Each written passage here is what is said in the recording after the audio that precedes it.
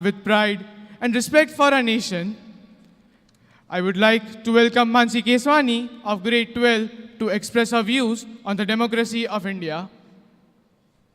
India is a cradle of the human race, the birthplace of human speech, the mother of history, the grandmother of legend, and the great-grandmother of tradition.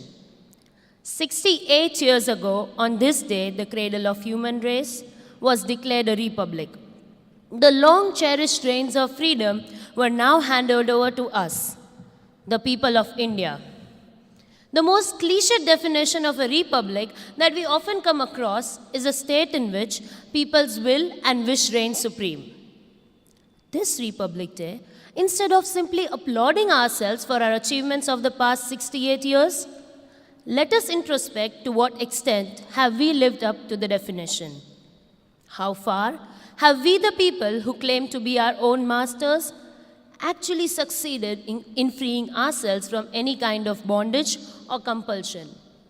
To what extent have we done justice to the ideal of a republican nation? George Orwell once said, "If liberty means anything at all, it means the right to tell people what they do not want to hear."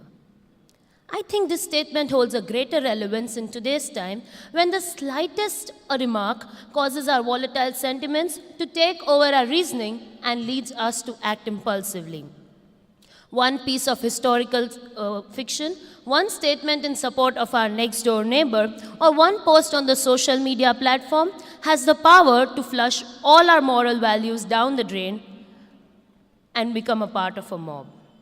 A mob hurtling abuses at the offender. A mob destructing the working of a state. A mob threatening to kill. But not all hope is lost. On the flip side are those who live by the words of George Orwell. Those who exhibit the courage to voice the truth in spite of the threats. Those who remember that diversity is what defines India. And those who remember that freedom of speech, expression, and thought is at the core of who we are as a nation. In an age where an intolerant minority has so many venues to spread dissent, it becomes doubly important for the tolerant majority to speak up. The second most important aspect of a republican nation such as India is that of justice. Sometimes, all that a rebellious child needs is love and attention. The insurgents in the northeastern states are those rebellious children of India who have either been continually ignored or suppressed. They battle each day just for the mere acknowledgement of their presence and to become a part of the national mainstream. Regular violation of human rights, migration-related issues, and a variety of such problems are a part of their everyday grim reality. On a daily basis, they battle for justice, liberty, equality, fraternity, the rights they have been promised under the Indian Constitution. And it is here we must introspect why we celebrate Republic Day every year.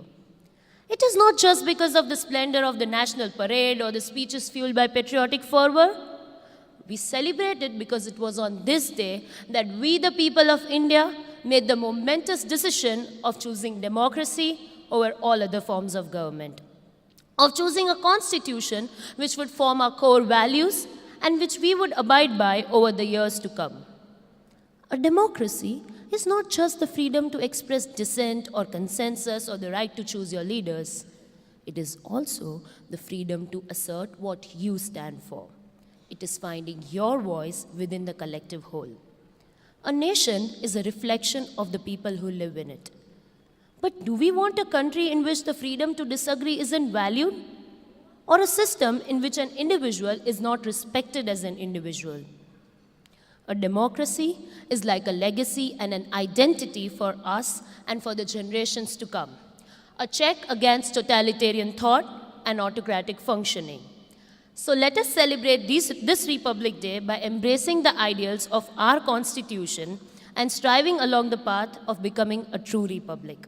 Thank you.